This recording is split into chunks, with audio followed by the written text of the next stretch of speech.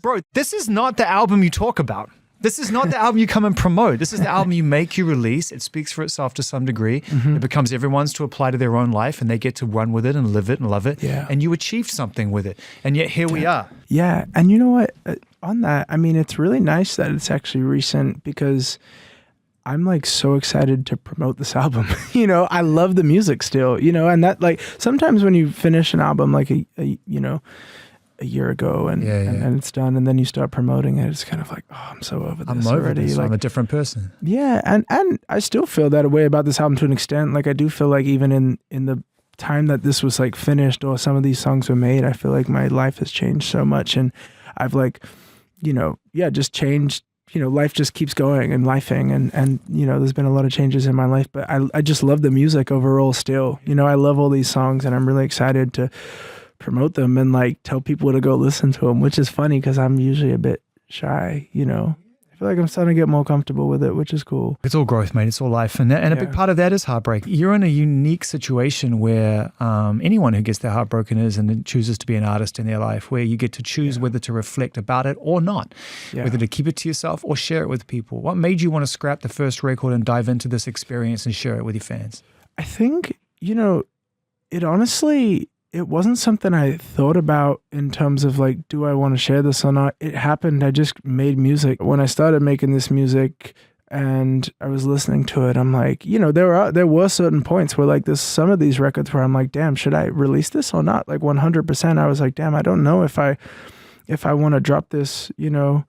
But I was just listening to the music and listening to the album that I had, listening to like the new thing that was going on and I was making, and I was just like, man, this is like,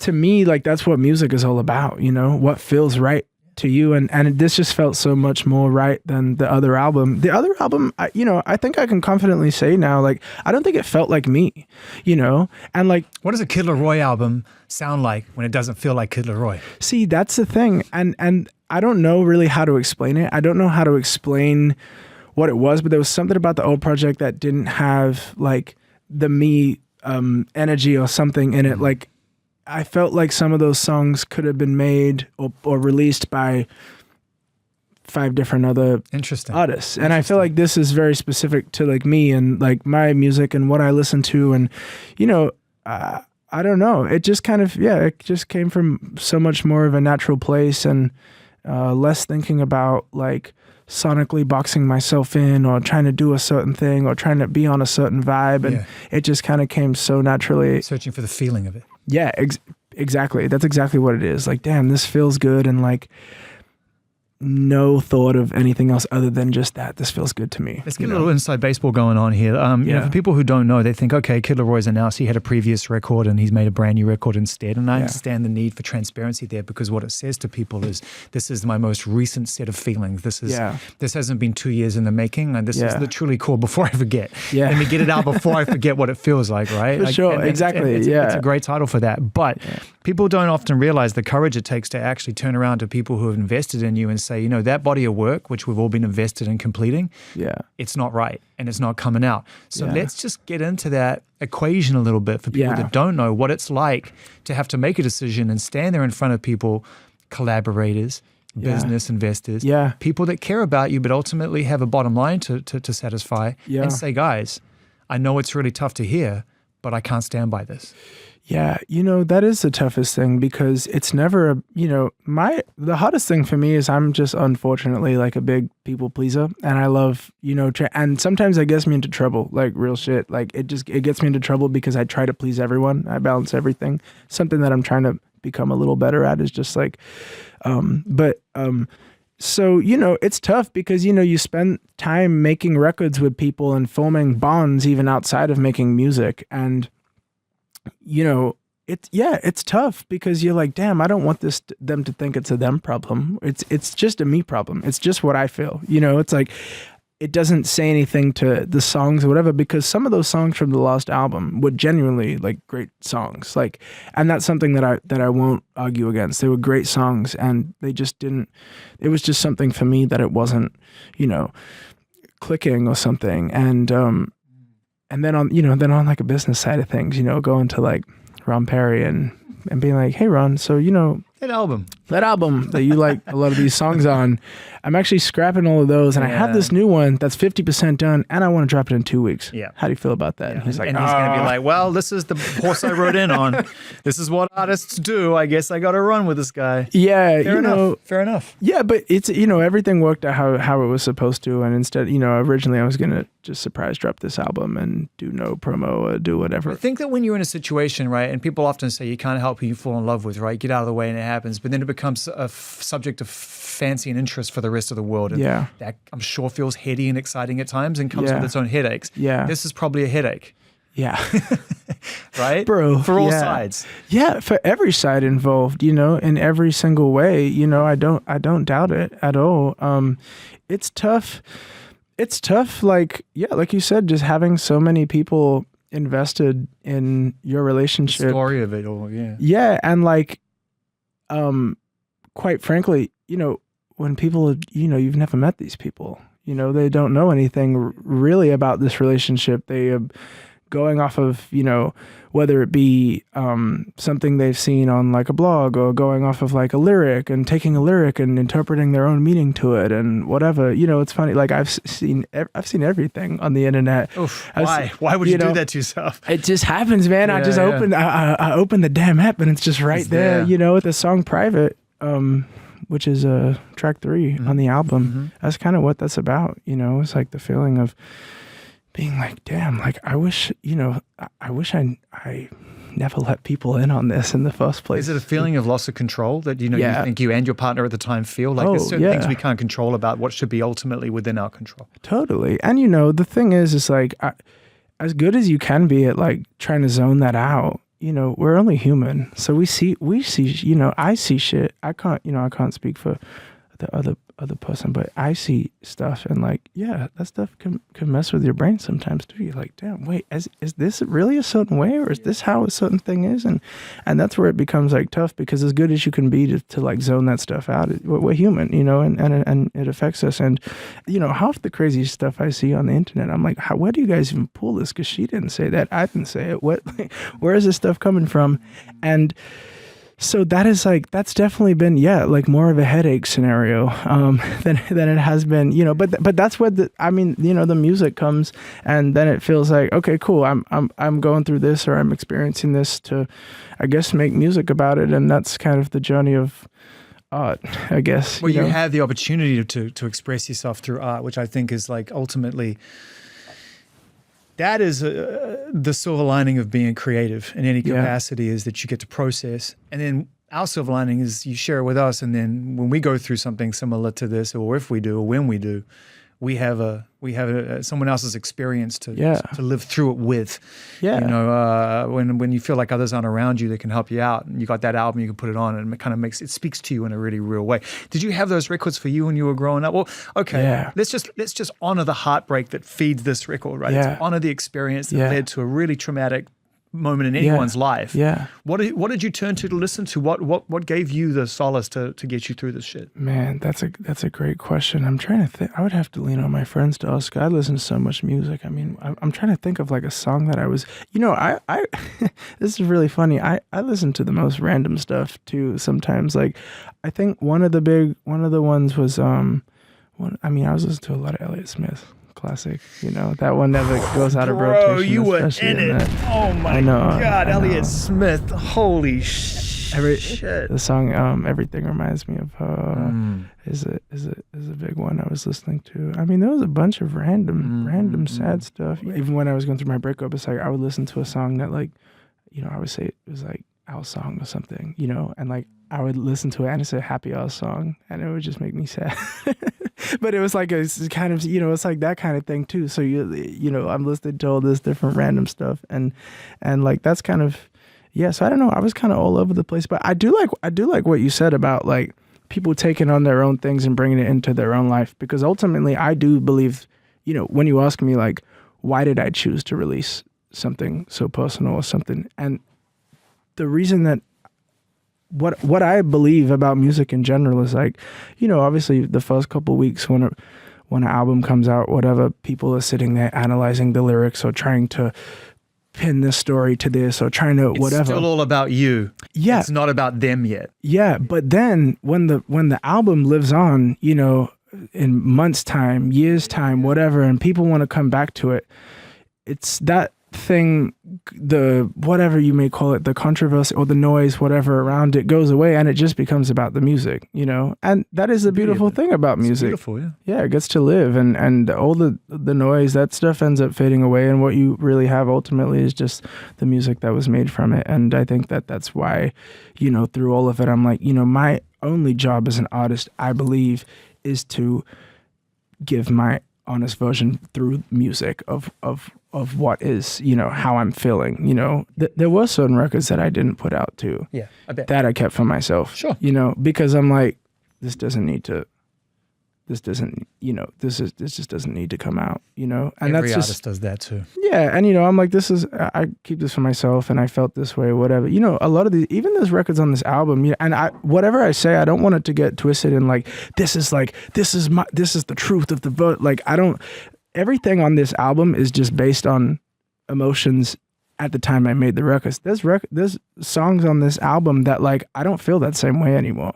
You know, real shit. I felt it maybe when I was making it for a total of 3 days or something, but I don't feel it anymore, you know. And there's a lot of like, it's not, you know, I'm not like sitting here mad at the situation. Although some of these records on the thing, you know, you might be like, damn, like he's really like feeling this situation to a different level. And like, it's all music, you know, and that's just like how it was at that time. But, you know, I definitely want to make it clear. I have like nothing but love and respect for everybody involved in the situation.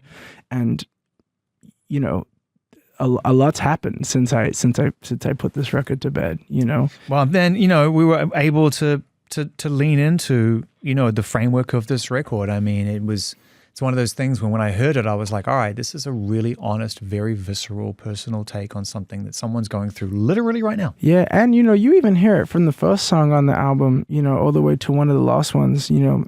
It's at the beginning, me and you, to like, maybe I'm wrong, you know. And the reason I sequence it that way is because of like, you know, once you get to the end, it becomes more accurate to where I'm feeling or something, you know. And like me and you was one of those records, it's like I made it and it was just like I was just upset, you know. But then when you get to Maybe I'm Wrong, which is a more recent record, you realize that, you know, a lot of those feelings from like a Me and You have been totally let go of, and totally like that's just something I was feeling in the moment. It's not, you know, it's not how I sit back and reflect on the relationship that I had, you know. And I do want to make that clear. Like I look back and I think it was a very beautiful relationship and a very awesome one.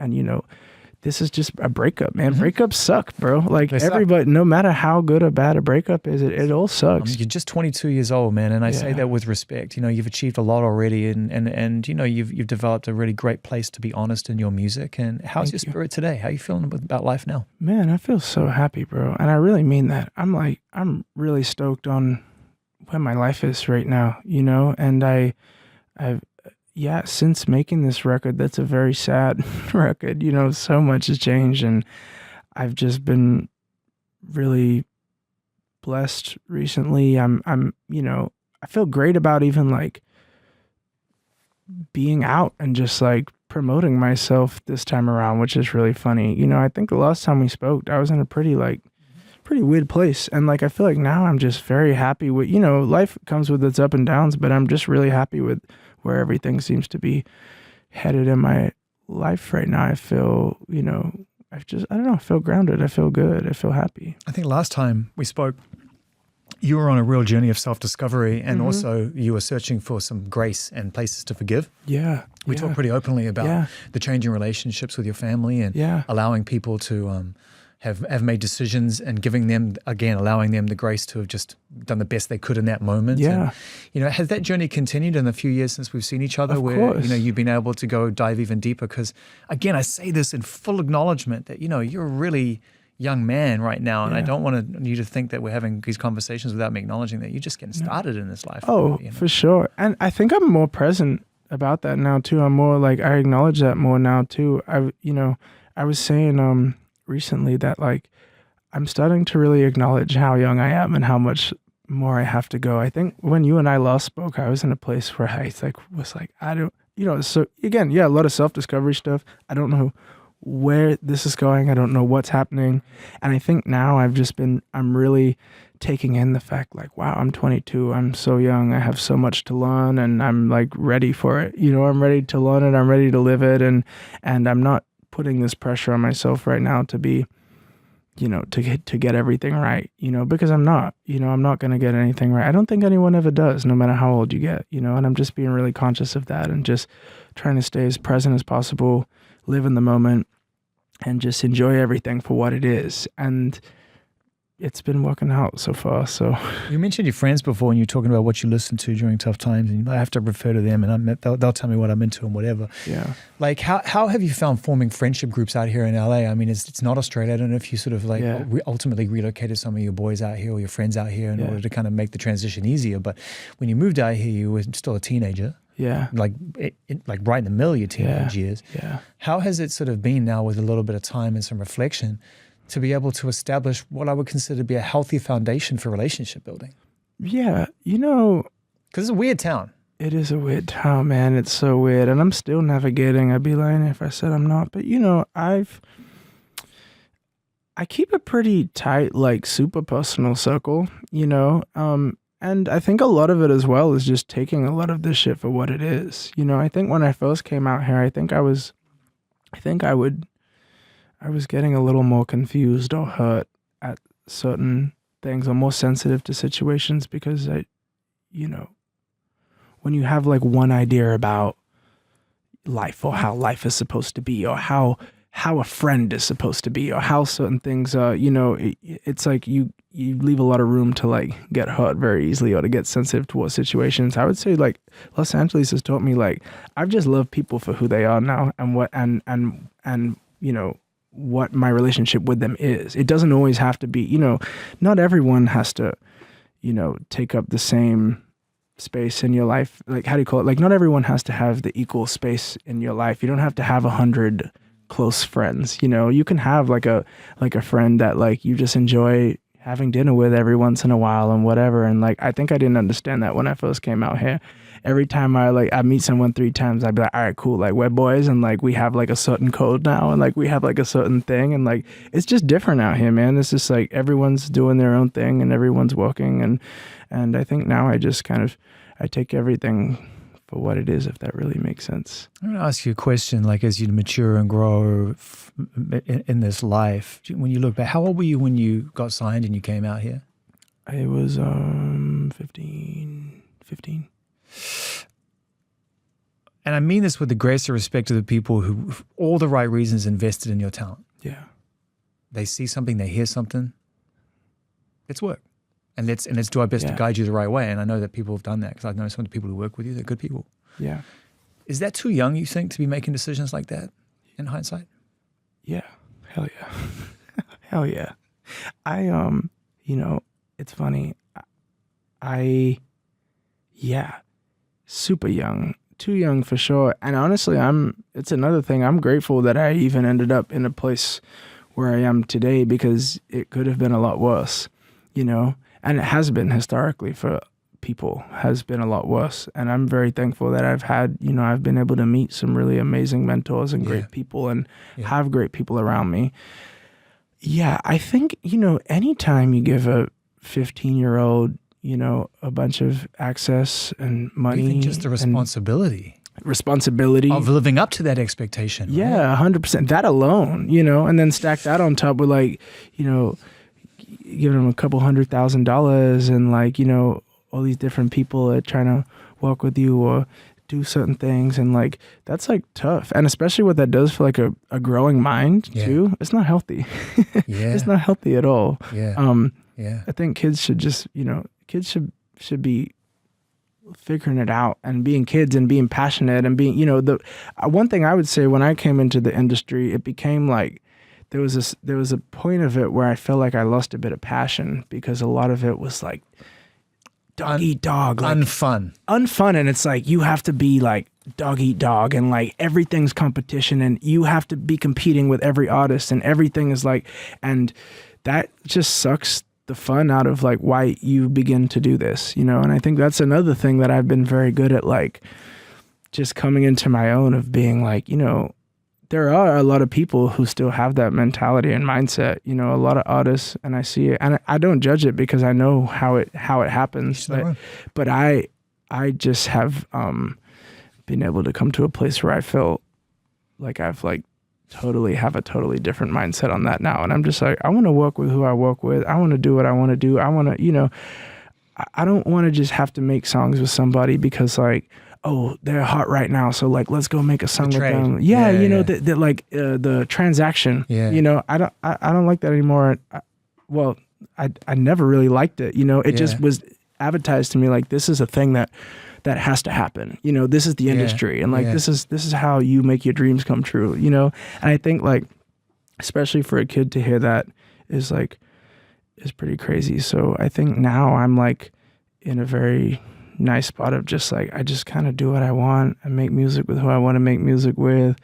I just like, I vibe. And I think it's the happiest I've been because I'm not thinking about all the other stuff. I'm not thinking about, how many, streams this is going to get. I mean, I still do think about that stuff, but not to a level where it's like,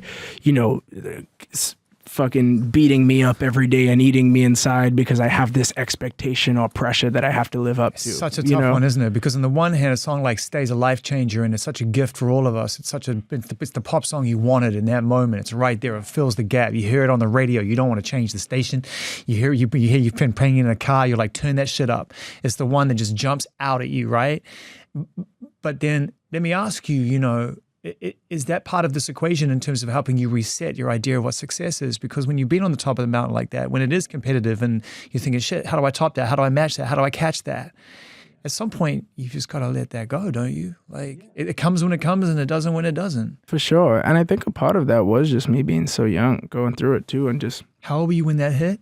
I think I was 17. I think I was 17 and then I turned 18 that year. And I think for me, like, yeah, I was so young, and again, I give my younger self grace in that sense because I'm like, all right, like, that's a lot of pressure to have on you, and you start to feel like, damn, am I worthy of being here? Am I good enough for this? Like what, and a lot of me getting out of that was just refinding passion for just really making music and remembering that, like, when I was coming up, I wasn't thinking about that. I want to remind. I will always remember that moment in that club, not because of the stuff we've talked about before, which was like meeting you as a really young kid and recognizing you had this fucking hunger in your eyes, and it's like, oh, this guy's gonna do it. Yeah. But I remember the performance. Yeah. It was so instinctive. It was just you and your friends. Yeah. And it was pure instinct, pure talent, pure energy, just purity. Yeah. And I remember, and just passionate. And I remember when I even first came to LA and I was gassed and I was like, off signing a record deal. And I remember thinking about, how do I make the best album possible? I wasn't thinking about, how do I make something that's going to stream the best? You know what I mean? Was like, and that is kind of the difference. And that's something that I always remember, was like, the thing that lights my fire is music, and me constantly just wanting to make better stuff and experiment and make and try things. And like, when I've been most depressed, it's been because I'm trying to put myself in a box, or I'm trying to meet a certain standard, which, by the way, another thing that I've noticed is like, when I have tried to do that and conform to a certain thing, it doesn't resonate with people. Yeah. And that's the funniest thing is like, you think you try so hard to be like, how can I like get a hit, or how can I do this, whatever, and it just doesn't resonate with people. That's the intangible. You think it's tangible. You think you can control it, take it, manipulate it, morph it as something that is like Xeroxable, right? Carbon copy of whatever in order to achieve something, and it will mean something to you. But there's an intangible loss there that you can't quantify. It just doesn't feel good. Yeah, and you can feel it too. You can listen to it, and then you spend all that time trying to do certain shit, whatever, and then nights like this, the song that I made when Clams sent me a beat, because I'm a big fan of Clams, and I made it with all the lights off and like just got experimental and just made a song off the total love of it and just thought, oh, this is just going to be an album track. I don't think people are going to, you know, and it was one of the ones that like I loved the most, and it was one of my faves, and then that just became the hit off the Lost album. Yeah. And that's what I've always, that's every time I talk about that scenario a lot because it was a big motivator for me, that song, like doing what it did, because it really told me to trust my instinct a lot more. And I don't think like, it's funny without like, you know, I don't know, like this album, I really just thought about like, do I like this or no? You know, put it on or take it off. You know, this is like one of those albums where like every other album before, I've had a couple songs on there where I've been like, don't really love this, but like, guess it could be a big song. Let's throw it on there. You know, let's see what it could do. You know, this album was just like, I don't give a fuck. This is how I feel. This is what I like, and I just trust people are gonna resonate with it. That was my thing. Like when I talk about the album now, I'm just like, all right, I wonder which is gonna be the one people are gonna resonate with. You know, I don't even like to think about like. Before it comes out, I don't like to think about like what it could be or what it couldn't be, because I'm just like, I don't know, I feel like if I like something, there's going to be a lot of other people out there that like it too. As an artist, you can't please everyone, and accepting you can't please everyone. You know, I can make an album, and the reality of it is like, it's not meant for everyone. There's not one artist in the world where their music is just meant for everyone, you know, because it's all personal experience stuff, and some people just relate more than others. Some people like different things. Letting go of that too, because, you know, that was another thing that years ago would get in my head, is like, damn, how do I make like these people who don't like my music, how do I make them like, you know, how do I make this happen? Or what? Or there's no way, you know, you just got to make what you like and put it out. And I'm just so happy that I'm in a space now where like, I just like haven't thought about that in a very long time. And another big part of growth from the Lost album to this album was, I think, like, because of that pressure thing, it's like what I really learned from the Lost album too, is like, yo, this is with the album game and getting people to like your, or whatever the fuck it is, like promoting whatever, like this shit is a real marathon. It's not a sprint, you know, like sometimes music takes time to resonate with people. And that's one thing I really learned from the Lost album. You know, I felt like the Lost album, I didn't get the instant gratification or something that maybe I was looking for. And I was like, all right, like, okay, whatever. Well, and one thing I was just like, well, you know what? I really like this album and I'm proud of it. And that's how I choked it up. Another one. Yeah. And then, you know, 9 months later, things start going off and things start doing their own thing. And that was one thing I really learned, is like, you know, when you really love something and believe in it, like, and this is why I really love what Tyler, the Creator, says. I think he has a very incredible perspective on this. It's like, when you love something and you can stand behind on it until the next one comes out. Keep promoting. We don't got to be shy about it, you know? We don't have to be cool about promoting something we love, you know? We want people to hear this, you know? It's not about like, you know, not to get confused with, you know, we want things to be big for certain things, but it's like, we do want people to listen to our music. We want people, because we love it and we made it, and you know, like, let's promote it, let's get it out there, and let's like stand on it and be like, hey, I love this and I want you to listen to it. No fear. No fear. That's cool as fuck. What's on your agenda as a human being outside of being an artist that you really want to incorporate into your life? You know, one of my biggest things, I'm like, I want to have more hobbies. I had dinner with John Mayer once, and he was solid flex. Yeah. I can imagine he's good at a company. He's hilarious. Oh, he's very funny. And he was telling me, I was like, damn, I want to fucking live how you're living. He's telling me about all his hobbies, like how he's like goes on this like camp every year or something, and he has like a flight attendant license or something. He like has all this quirky. He is a qualified flight attendant? I believe that's what he told me. Unbelievable. I believe so. I mean, how would you feel unless I misinterpreted that? I'm pretty sure he's a qualified flight attendant. How would you feel if you got on a Southwest Airlines and suddenly John Mayer shows up and starts fucking asking if you want a Bloody Mary? Shit's out of control. That'd be fire. Total fire. You know what's crazy is like he just took over Henson, which is now Chaplin. He did. And it's so funny. It's part of a conglomerate of investors. Yeah. And you know, it's funny, just like it's so awesome, like walking in and just seeing John Mayer in like the office. It's I know. so crazy. And you're like, John, just cut me a rate, man. Right, cut me a rate, you know? Right. I'm just getting started here. Cut me a rate. No, he's a good one. He's a really lovely I did an man. interview He's with a him lovely once. man. Last time I did an interview with him, whenever we talk, it is just like a mile a minute. And the last interview I did with him, I think I can tell the story. Last interview I did with him, it went out, and I got a text from Noel Gallagher, and it said, "Are you guys," with the link to the interview? He said, "Are you lot on mushrooms or what?" That's amazing. Damn, shout out Noel Gallagher. What a legend. Always. What a legend. The notable quotable. Man, what a damn legend. That But guy's yeah, so I guess I'm trying to live like John Mayer in that sense, you know. Like I'm trying to be like, I'm trying to do all that stuff, but I just like I have a tough time. Like I'm lazy in the sense of like I'm very comfortable with my life of going to the studio and music and yada yada. But I know that if I start pushing myself to do things like being a flight attendant or something, that maybe like I'll really find something I enjoy, and it can be like a joy in my life outside of work. Yeah, you know? Yeah. I think that's an absolutely valid ambition, is to try to find something that makes you want to go to work more, because you got this other side of it that is like a kick. Yeah, 100%. Look how far you've come, bro. 22 years old. You know, you're a absolute certified recording artist, you know, who's released, you know, a body of work. I really appreciate you coming in always. Of course. And let's do it again. And yeah, bro. What about shows? When's the show start? I can't say as of right now. Fuck off.